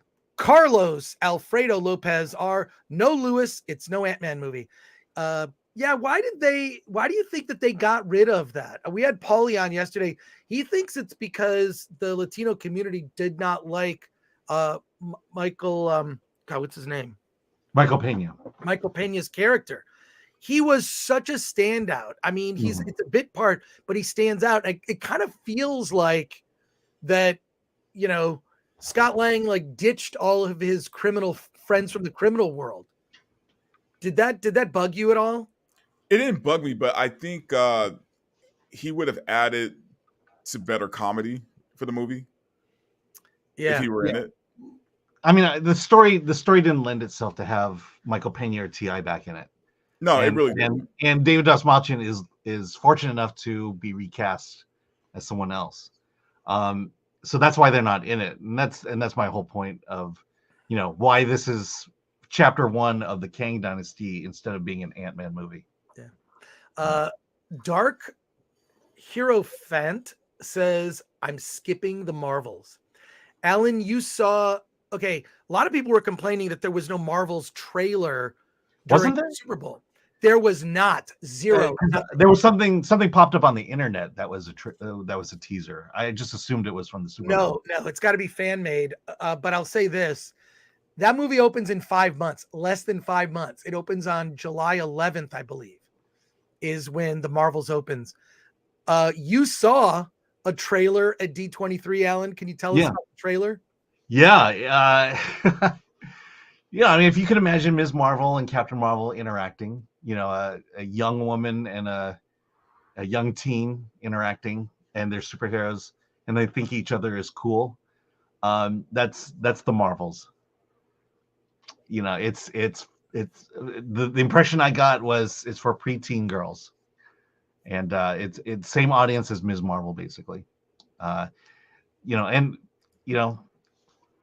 It's not meant for me. It's not meant for me. You know what's weird about Marvel to me, or the MCU at this point, is I feel like whoever's directing it is almost irrelevant. Like, I don't think directors have any control over any of these MCU movies. Like, they could literally hire a director from USC, a film student, because as long as he knows the formula, the movie will turn out exactly the same. Yeah. Sean Z Comic Construct for 2 says, Dante, happy birthday. thank you for your kindness. Oh, thank you, man. Thank you so Great. much. And I still need to do your show. We still need to make that happen. So I All promise right. I will. Yeah, well, you're gonna be doing more regular videos. Yeah. Oh, absolutely. Doing one tonight, in fact. So You can celebrate getting past 1,000. You can now click that button to get monetized. So that's oh yeah, man. And I'm going to have my drinks ready. It's going to be it's going to be a little celebration happening on the riot. Hugo M says Michael Pena's character was the best part of the Ant-Man movies. It was certainly a highlight of them for sure. I don't know if it was the best part, but it was definitely a highlight. Well, it was that storytelling gimmick that they had in the first movies. That I think he was great in the first Ant-Man, was so good, where it's like this story that goes off in all these directions, but then comes back. I thought it was fantastic.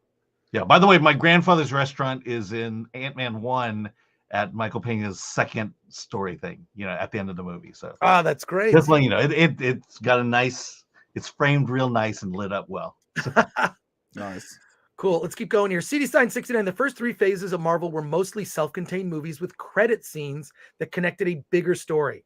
With phase 4 and it seems phase 5, they're doing all long form post credit scenes.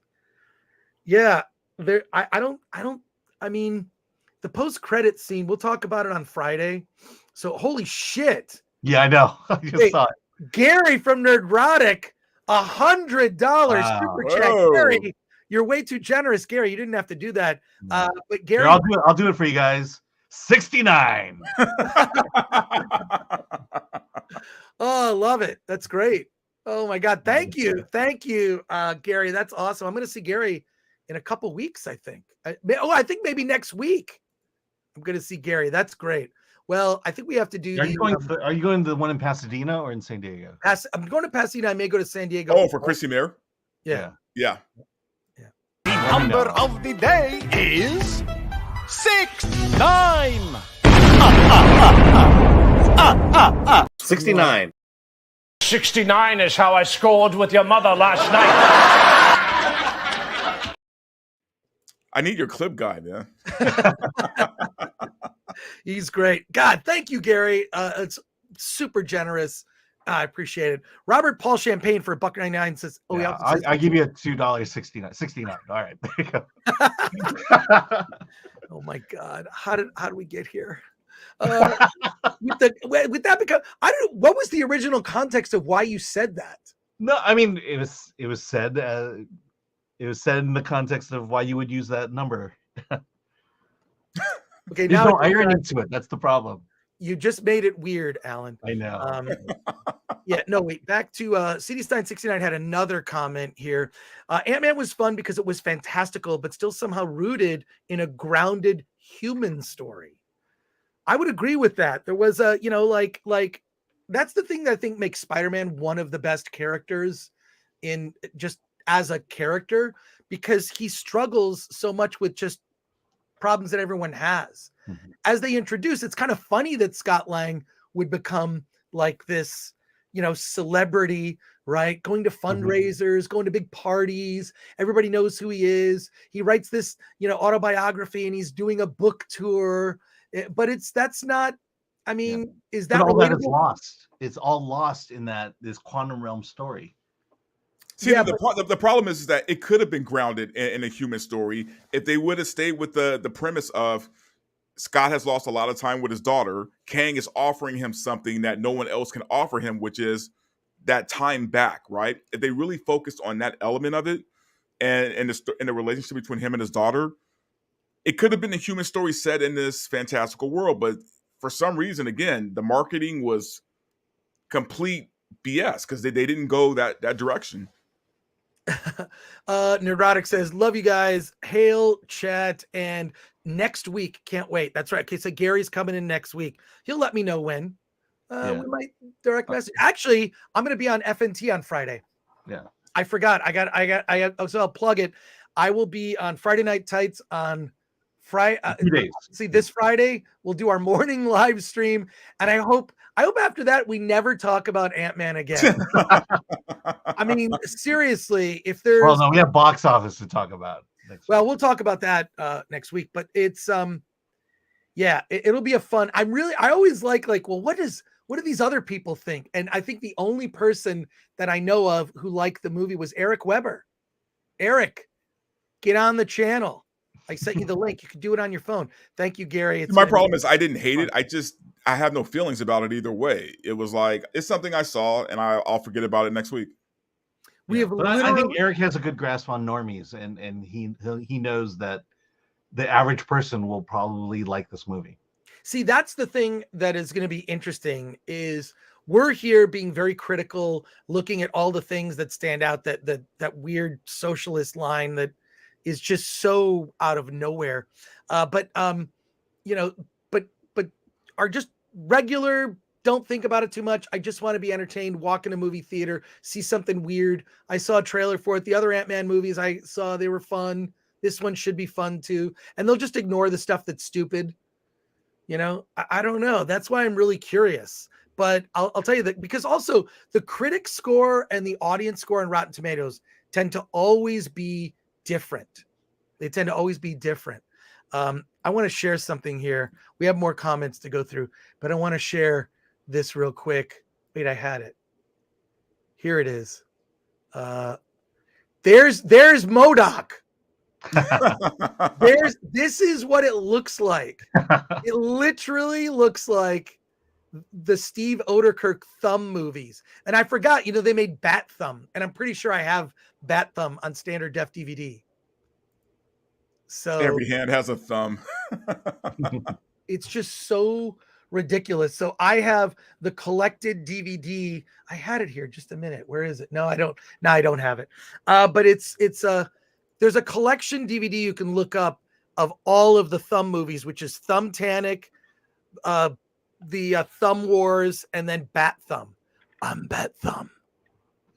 So there you go. That's MODOK. So I mean, it's pretty close. Yeah, so there you go. All right. Back to your comments and questions here. Yep, MODOK looks about just like that. Someone should have done a test and gone, okay, well, how are we going to make this look convincing, menacing? And it doesn't look that way. It looks dumb. It looks laughable. It's played for comic relief. It's utterly ridiculous. So, all right, back to this. Back to comments. We have a filmmaker coming on in about 10 minutes or so. 10-15 minutes. But stick with us and then stick around for this filmmaker interview as we go here. It's our format. Artful Dodger, I felt Top Gun and Avatar were normie okay too, and they did major box office because they didn't talk down to the audience. Fair point. Zavin, Fantastic Four are going to be introduced as time travelers trying to fix the timeline so they can exist again. That sounds dumb enough for Hollywood. Actually, what you just said sounds like a logical way to actually get them. Yeah, actually, that's not bad. Yeah, and then they could set them in the 60s. I don't know. Everyone, whenever they do like the casting of the Fantastic Four, I always hate it. I haven't seen any Fantastic Four fan casting. And then John Krasinski goes on. I don't think he was very good as Reed Richards. Am I wrong? No, I didn't care for his. I think honestly he had more gravitas than any of the other ones to be Reed Richards, but you're probably right. Yeah. Like they're talking about Dev Patel, which makes me think, well, he's as good as Miles Teller. Yeah. See, again, we're setting up a weird situation, right? Because we're doing this whole Kang thing, right? So what happens when Doctor Doom comes? What are the stakes? Right? Yeah. Like Doctor Doom, who everyone acknowledges is like the badass of the MCU of Marvel. What happens when he comes after all this Kang stuff? Well, what are the stakes? Well, I mean, if you go by what got me out of comic books, it's the whole collapsing of the multiverses into one, which I believe he was behind, and I basically bailed on Marvel at that point. But yeah, you're right. The problem with Doctor Doom is he's an Earthling, and so the stakes are Earthbound versus what we've had with Kang and Thanos, which was more universal in nature. Yeah. Unless honestly, Marvel has some master plan where they're going to just course correct everything. I know course correct everything with this timeline thing, and then it's a big reset. If they do a big reset, who knows? But I have a prediction. That the multiverse and the mostly female Avengers are going to have to fix the multiverse because they're gonna basically trace it to the snap, because it was Tony Stark's fault that all this happened for some reason. They're going to make it that the previous Avengers, they're the reason that all this multiverse thing blew up. And now they've got to come in and fix what those idiots did. So you're saying the white male Avengers? Yes. Yes. Yeah. They're the ones. Look, this is just my prediction that somehow it's going to be traced to when the snap happened, or maybe it was the second snap that righted things. That is going to be the cause, right? That'll be the thing that sets it all in motion. And maybe what they'll do is they'll fix that the snap never happened, which is something that the other Avengers, said that couldn't be done. It couldn't be undone. So, but like, no. It was sort of like when Shuri comes in and kind of schools Bruce Banner, like that kind of scene. It'll be just like that. Why didn't you do that? It's like, oh, we didn't think about it. It's like, okay. All right. Kang, Solomon Thornton says, Kang should have not been the next big bad. It should have been Galactus and introduce Fantastic Four, a 60s era team, and they get stuck in time like Steve Rogers, and then introduce X-Men for later. Yeah, I just think, what good way is there to do this when you've got like the content machine? Like you've got to feed the content beast, so to speak. And because of that, you just constantly need more stuff, which means that the quality is going to drop. The quality is going to drop. Continuing with comments here, Leon of the New Geeks. Hey, great fellas, great commentary on movies as usual. I agree that the MCU is probably done. Please God, lol. It's I think we'll see when you look at overall box office compared to previous Ant-Man movies. This may be the highest grossing Ant-Man movie. I think it will be. Yeah. Yeah, compared to previous. Oh no, it'll definitely be the highest grossing Ant-Man movie. Right. Because all it is a setup for something else. Yeah. But I think that's also part of its weakness. L'Elegant Newt. Think after this weekend, it'll be the same story we've seen for most, if not all, recent MCU premieres. Good opening weekend, then huge drop-off weekend to weekend. Yeah. Yep. It's got nothing to compete with it. You were going to say, Alan? Yeah, no, the drop-off is going to be the big indicator of this movie will make a lot of money opening weekend, but it's that drop-off will tell you what audiences think about it. Yeah. The nerd far away. If Hollywood were to pivot away from Marvel, where would you like to see it go? What kind of stories do you want to see? Question for everyone. Alan? I mean, they're not going to do it, but it's time to start doing some original stories, original superhero stories. Maybe get Eric July to turn Isom into a movie. That would be interesting. Yeah. Dante, what if Marvel's not the thing, what's the next thing? That's a good question, man. I just like movies with good stories, right? Like I'm not, I'm a comic book nerd and all these other things, but I'm not fixed on genre. So like, I just want a good story, like I want good sci-fi. I want good fantasy. I just want good storytelling. So if Hollywood can actually start focusing on that instead of activism, then I'll be just fine. Yeah. I would like to see all the Dune books made up through at least God Emperor of Dune. They could do Heretics of Dune as well, but God Emperor just seems unfilmable. That I would love to see something like that. Maybe more serious science fiction, not all about spectacle. Original Star Trek, which I'm hearing Picard season 3 is very good. I plan to watch it. I think Friday we're going to talk about more than just Ant-Man. Because we got to get back to Friday. We're going to talk about Winnie the Pooh, Blood and Honey, Marlowe, and we may talk about Picard. How are the other seasons of Picard leading up to 3?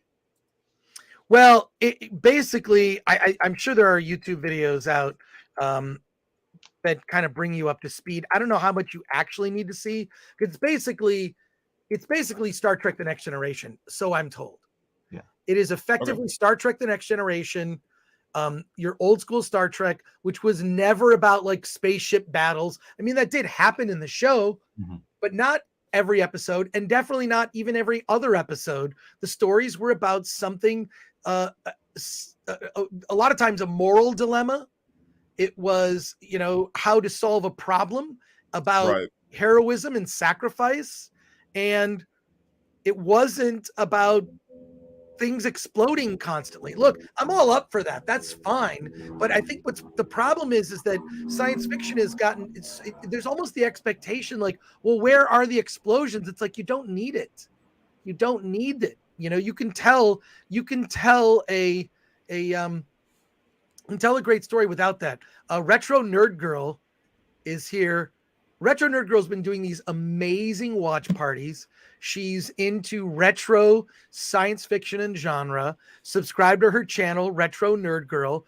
Chris, you share my love of Dune. Awesome. Yes, I read all the way up through Heretics. My favorite Dune book is probably the first one, and God Emperor of Dune. God Emperor of Dune is one of the weirdest books I've ever read, and I just think it's unfilmable. It's I don't know how much I would spoil about it, but it's about, this God Emperor that is mutated into part human, part sandworm that's over 3,000 years old, that keeps cloning Duncan Idaho, because Duncan Idaho is his friend. So he keeps making new clones of Duncan Idaho, because humans do have an expiration date. But a God Emperor, human fused with a sandworm, living, and then he kind of lives in the DNA of other memories of other people, just sort of experiencing other lifetimes of other people, because this is by tapping into DNA, which is very fascinating. Do we know how the first, or how Dune Part 1 did in the box office? It didn't do well. It did respectable, but do you remember movie theaters were shut down? You're right. No, they were open, but it was on streaming and in theaters at the same time. Yeah, you're right. Huge mistake. But Retro Nerd Girl has I watched your videos, Retro Nerd Girl. There was a great one about Planet of the Apes, the original with Charlton Heston.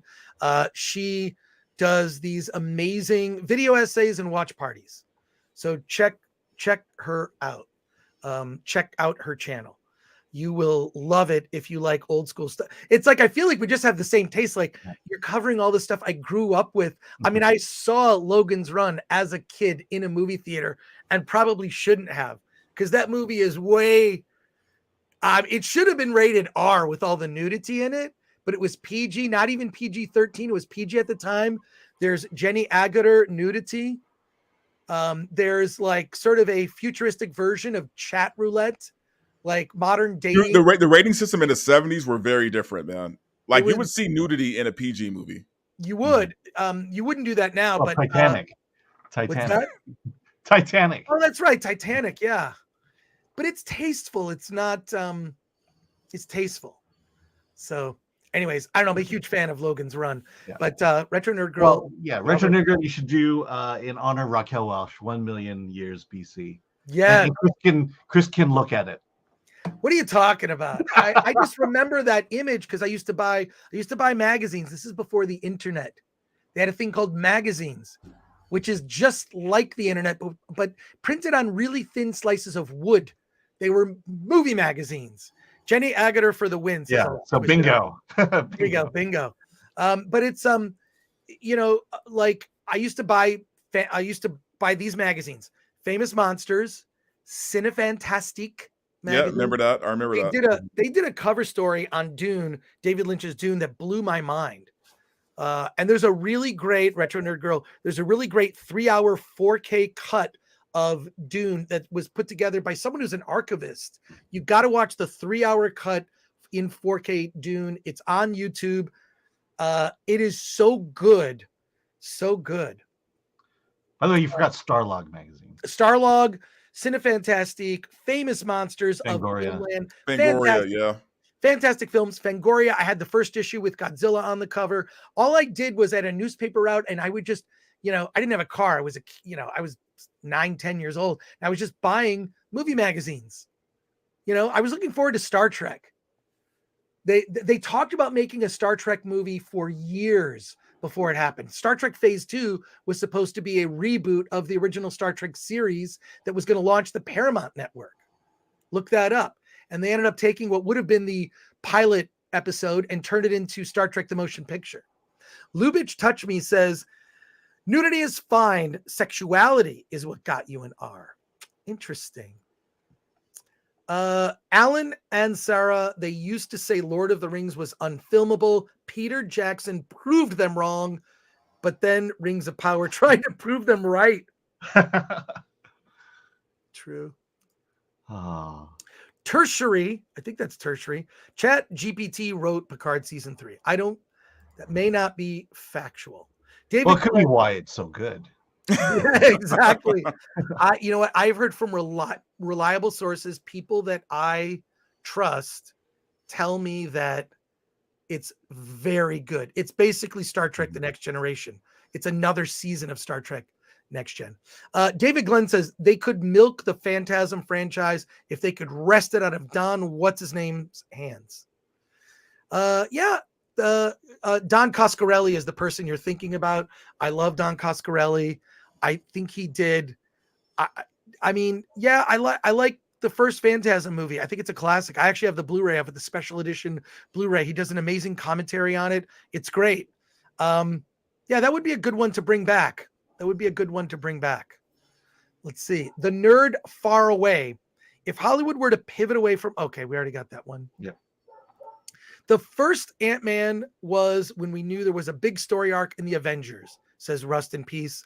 And Rust in Peace asks, what do we have now? Why is it that it almost feels like with these movies, like you haven't told the full story. You've told the beginning of a story. And I don't know when. I have to wait a couple years now to see the finish. Alan, your thoughts. What was the exact question again? It's the first Ant-Man was when we knew there was a big story arc in the Avengers, right? At first it had to get to, we had individual movies for the Avengers, right? You had Thor movie, Iron Man movie, Captain America movie. You had the previous Hulk movies, but then they recast for whatever. And then leading was like, oh, we know that the Avengers are going to be formed. This is going to be great. Who are they going to battle? Well, just like in the first issue of the Avengers, it's Loki. Like, oh my God, this is like, they're following the classic comics that I read reprints of when I was a kid. But I'll tell you where it went off the track. When it left Earth, and then when you start bringing multi-dimensions into play. It's the MCU world universe is too big now. And you asked the question, how do you bring Doctor Doom back? The only way to bring him back is to take all the stories and bring it back to Earth and keep the boundaries of the MCU now on Earth. And maybe have a space story like Guardians did once in a while. But the world is too big, it's too complicated, and it's harder to tell human stories from that. I would agree with you, Alan, that's kind of it. But the thing is we know it's leading to Kang, a showdown with Kang. So it's like, it's almost like the events that occur in this movie, Ant-Man and the Wasp, Quantumania, seem pointless. And this is I think the like, why did it not work? It just seems like it just nothing mattered. Yeah. I mean, I'll be honest, I hate with a passion multiverse stories. I agree. And that's where this is going. And I think that's what you're saying in terms of how are they going to bring the Fantastic Four back? Well, if you go to the point where I stopped reading Marvel comics, they're just collapsing all the multiverses, and that allows them to bring in the Fantastic Four. That allows them to bring in Miles Morales, and now you've got a diluted pool of stories here. Well, the funny thing is, oddly enough, I mean, the X-Men lends itself to telling human stories, right? Because it's a story about oppression, it's a story about prejudice. You can actually do human stories with the X-Men, but they'll tell the Kang story. But they'd rather go with Kang and timelines and the multiverse. A couple more comments before our special guest, Chris Zhudi, is going to join us. Maybe I pronounced the name wrong. I feel really, Chris is going to correct me when he comes on the stream here, but a couple last comments and questions here. Davina Duckworth says, I miss Ray Gun Magazine and Mondo 2000. I read both of those. At one time I had subscriptions to over 50 magazines on a monthly basis. I was a magazine junkie at the time. This is back in the 80s and 90s. And then the internet in the early 2000s, like, oh, this internet thing's kind of interesting. But yeah, back when Playboy wasn't just articles, says John Richards, problematic white guy. And Defeater Eater says, Playboy, the good old days. Alan started those remarks, by the way. But no, yes, I was really, I would describe myself as a media junkie because I just subscribed to so many magazines. That's not, in addition to that, comic books, add comic books onto that. Mm-hmm. So yeah, I love those magazines. There's so many good ones, and music magazines, well, Maximum Rock and Roll, among others. Yeah. I'll tell you, Drifting 67 says it all went off the track when Disney bought Marvel. Well, I'm probably, because there's a plan in place already. You know, Thanos was already in place when Disney got him. Yeah. Let's pivot here. Well, we'll probably say goodbye to Dante. I don't know if you want to stick around. Yeah. No, I do have to take off, so I was going to say that. But guys, again, thank you so much for having me on the show. Yeah. Happy birthday! Happy birthday! Much. Yeah, tomorrow's the big day, man. Appreciate it. All you guys who subbed and got me to over 1,000, you're amazing. I owe all of you guys a beer. One day when I'm rich. Okay, wait. I got Eric Weber on the show. Eric, what's going on, man? I'm in the car. You can't hear me that well, can you guys hear Eric? Yeah, I'm live on YouTube. We can hear him. What happened? I just can't. I'm running around town. I can't sit in front of my set all day waiting for you to call me, Chris Gore. I sent you the link. You could have just joined for 15 minutes. We want to know why you loved Antman. You gave it a 9 out of 10. I did. Because, listen, here's the thing. We know we do now. We evaluate these CBMs as something other than what they should be. They should just be what they always have been, popcorn entertainment. Now, occasionally, we did have some things that were elevated. No question about it. What Nolan did with Batman. I would argue what Phillips did with Joker for sure. That kind of stuff. But in general, when I go to see an Ant-Man movie, I just want to be entertained. And the film, I think, opens quickly. It gets right into where it needs to go. Very little wasted motion. I think the humor works. I think the action effects are stronger than Doctor Strange. It's a good film. And people are already telling me that it's a good film. People on Twitter that have seen it overseas, because it's opening today in Italy and Europe. So, you know, listen, people are going to like this film. I am confident. All right. Well, all right. You're going to come on the show Friday, right? Friday morning. Friday. Okay. Yeah, okay. Get a workout early. You heard it. I'll talk to you later, man. I'll see you tonight. So, Eric, by the way, when Eric calls me, I put his name in my phone as Robert Downey Jr. because he looks like Robert Downey Jr. But Dante, you got to go. You're 1,000. I got to go, guys. Take care. All right. See ya later, Dante. All right. Ooh, Eric sounds pissed, says Nicholas Fargo. Because I put him on the spot. I put him on the show. But let's pivot here for a moment. I gotta do a reset here. The director of Neon Cactus, Chris Zhudi, is here to join us. Thank you, Chris. Let's see. I'm gonna feature you right here to talk about your film. Your film, Neon Cactus, is out. Is it out today on video on demand? It is, yeah. It's transactional on Amazon and Google Play as well at the moment. Cool. People in the chat, we've got over 600 people watching us live right now on YouTube. Prepare your questions. Neon Cactus, the trailer for Neon Cactus is on our new trailer channel. It's just called Film Threat Trailers. Subscribe to the channel. Film Threat Trailers. You'll get new indie film trailers, all types of trailers every day. We post new trailers every day. Tell us about Neon Cactus. Yeah, so it's basically kind of a neo-noir. I think I've heard the term previously from somewhere. Who knows? You know, we have all these things hit our collective subconscious, but a term that's been floating around in my mind for 4 or 5 years is Texas noir. Texas noir. So that's something that really sort of resonated with me. I did live in Texas for 14 years. And so Neon Cactus is very much a Texas noir, a neo-noir. And it's just kind of a situation where you've got this Faustian character named Johnny Rocket who owns, of course, a sleazy dive because it's a noir. And he sort of pulls all the strings in this little Texas town. And there's a couple whose marriage is on the rocks, and they both kind of go to this shady character to put a hit on the other, then decide they want to call it off and try and give their marriage another shot. But he's, sort of once activated, he can't be deactivated, and then intrigue sort of ensues from there. Cool. I like the term that you came up with, a Texas noir. It kind of reminds me of Southern Gothic. I'm sure you're familiar with that term. Yeah. Cool. We got some comments and questions in our chat. So let's go to the chat questions. David Glenn asks, "Is it like the last picture show?"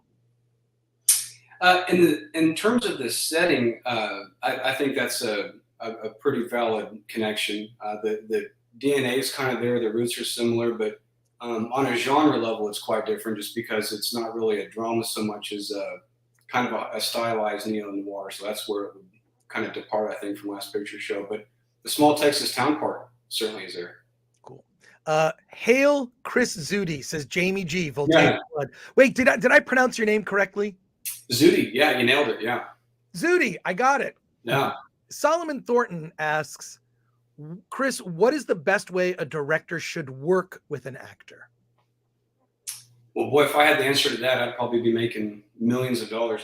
I think the most important thing that I found, and I'm still brand new at this, is if you cast the right people in the right role at the right time in their life, generally in my experience, there's not a lot of directing that needs to take place on a major level. I mean, of course, you have to work with them on the scene and get the blocking and the delivery and that sort of thing. But if you really cast the right people, you're really making, in my experience, micro adjustments. And so my advice would really be cast the right person to begin with, and then just let them sort of have free reign. Because if you do cast the right person and you trust them, then you should be there to answer questions. But beyond that, you really shouldn't have to be doing a lot of heavy directing, in my experience.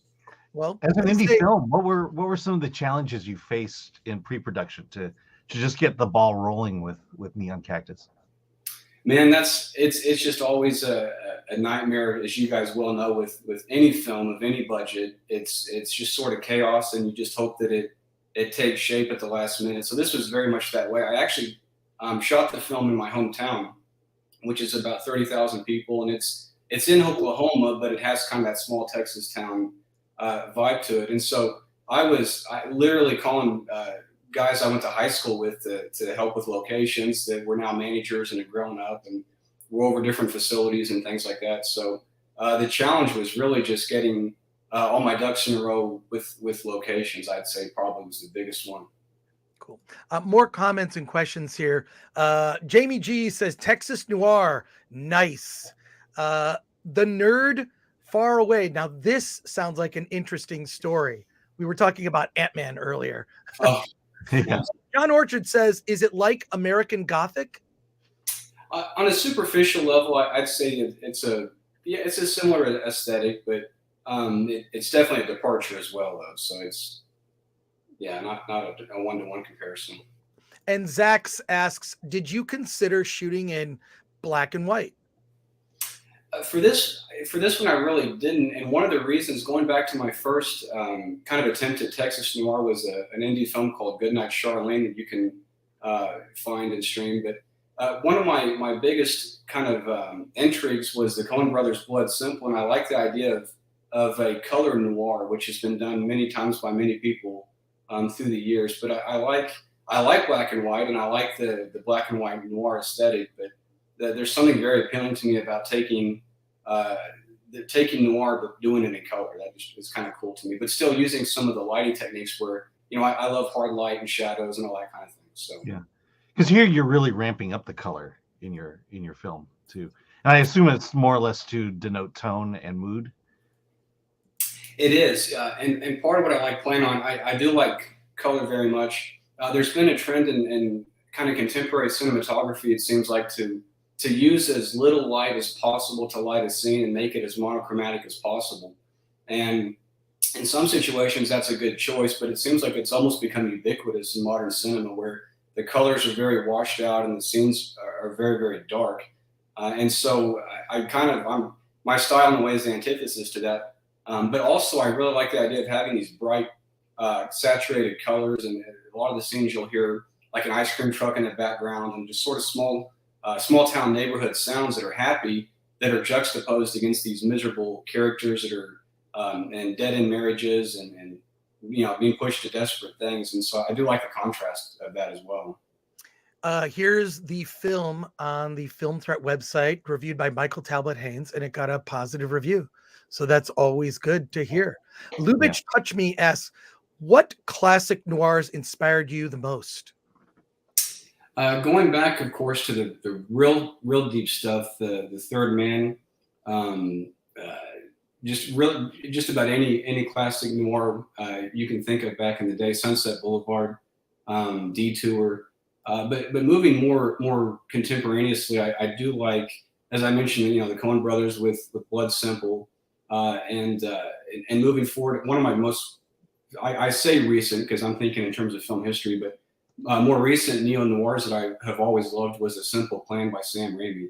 And I think that really is, I do like Fargo, but for me, those are kind of mirror images of each other, aesthetically, and also in a way, they're almost contemporaneous, I think, within a couple of years of each other. And for my money, I really like A Simple Plan by Sam Raimi. So that's been certainly a very influential kind of neo-noir for me. Lubitsch Touch Me also asks, how long did it take from the ideas creation to finished product? That's a great question. Of course, we all have ideas that are germinating constantly for years, and so it's kind of hard to trace. But this particular one, from the time I sat down to actually write the screenplay to the finished product, was probably about a year and a half, 2 years, which is pretty quick, really. I was going to say that's fast. Yeah. That's fast. What's your hot take on age when casting a role? Is it always relevant to the right person in the right role? Says the nerd far, far away. Or the nerd far away. Yeah, and another good question. Of course, age is the biggest thing, as you mentioned in your question, is just casting the right person. So, and because I'm working closely with my casting directors, and I did write the screenplay, so I have kind of that insider look into what I was hoping to accomplish in a particular character from the time I envisioned it and sat down and wrote the character. And so I do have a pretty clear idea of what I want. And if I see someone that is right, then they're right. And I think that's definitely the most important factor. Lubitsch Touch Me says, I'm a double indemnity guy personally. So yeah, there you go. You can do it. Yeah, absolutely. And this is a good question to wrap on here. Do you think noir is making a comeback? There's just, last night I actually saw the movie Marlowe with Liam Neeson, which is, I don't know if it's in theaters this weekend, but there was a special screening of it last night. I got to see it. So what are your thoughts on noir making a comeback? Well, the good thing about noir is it just never really goes away. It kind of goes latent for a while, but it's, so the answer is yeah, I think it's cycling back around. It'll be in a modified form, of course, which is why a lot of times you hear the term neo-noir, and so it'll be in a, with color probably. And, but yeah, I do think it's cycling back around, and I think it's going to be here to stay, I hope. I would agree with you. I mean, it's just like, look at Blade Runner, Runner 2049. I mean, that's a noir. Look at even video games like Cyberpunk 2077 has so many noir elements. It's influenced by Blade Runner, but that initially that came from movies like The Maltese Falcon, among others. So it's a genre that, you're right, it's not like you could say, people say the Western is dead. No one's ever said the noir is dead ever. It's just evolves in a different way. And I noticed the film got a great review right up on Film Threat from Michael. 8.5. It got 8.5 out of 10. I'm sure it's going to be better than Antman. I'm sure it's going to be better than Antman, which is opening this weekend. But Neon Cactus is now available. It's on all the major video on demand platforms. Is that right? Yeah, that's right. On a transactional basis. Then Tubi TV has ordered the film, so they have not given us a release date, but it'll be up on Tubi. And Linda Nelson at Indie Rights is our distributor, and she always does a really great job. So she's kind of keeping that moving forward. I know Linda. I know her well. She spoke very highly of you. Yeah, I told her about the interview, and she said, "Oh, great." I mean, she spoke real highly of you. So she's just one of the good ones in indie film and in distribution that's tough to find. Chris, thank you so much for joining us on the show. Appreciate it. Congrats on the movie, and good luck to you, sir. I appreciate you guys. Thank you so much. All right, take care. Later. Yeah. That was great. That was great. I love. Make your movie. Make your movie, people. Well, part of my not so hidden agenda with bringing the filmmakers on is because I want you to be inspired to do the same. And we're going to continue to bring filmmakers on so that you can ask them. You can ask them questions. Yeah, Lubish touched me. He says anything post 50s is neo noir. Is that true? Cool. Is that a rule? I mean, superhero movies are the best movies. Says, oh boy. Cyberpunk 2077, what an absolute letdown. Well, here's the thing. It wasn't a letdown for me because I didn't play it until like they fixed all the glitches. It was months later, and then I ended up playing it. So yeah, Marlo should be at least decent. We'll talk about it because Alan hasn't seen it yet. Yeah, and I believe it's out now. I seem to see a bunch of screenings. Oh, okay, cool. This week, so. And Solomon Thornton, Chinatown is a great neo noir. It has been an inspiration for me. Mm-hmm. It's like Chris said, noir never goes away. It has never gone away as a genre. It's always evolved into something else. So yeah, as long as there's human beings screwing each other over, there'll always be noir. Exactly. All right, so that's gonna wrap it up for us today. Thank you for all the amazing super chat and questions. We're going to be back to kind of our normal show on Friday. We'll go over Antman for one last time, and we will be talking spoilers. We're just going to deep dive right into it. And what I'm looking forward to with that conversation, you are going to be a part of it because many of you in the chat will have seen Antman and the Wasp: Quantumania by then. We're also going to talk about what else are we talking about on Friday? A bunch of other movies. Well, we could talk about The Last of Us. We could talk about I have a nice indie exploitation film. We have the filmmakers behind Orchestrator of Storms, the fantastic world of Jean Rollin. We'll also be talking about Winnie the Pooh, Blood and Honey, Marlowe, Picard season 3. It's going to be a very busy Friday show, and then you'll see me on Friday Night Tights. And also just follow us on everything. We're Film Thread on everything. Alan, did I miss anything? Nope. You've been promoting the site, so yeah, keep going there. And then I'm on My Pal Al on Twitter and Film Thread Alan on Instagram. All right. I appreciate you spending your afternoon with us. We're getting more and more people live on our chat. God, had like 700 today, something like that. We were over 1,000 on Tuesday. So please come by on Friday and chat with us. Alan, what do you got to say? Let's get out of here.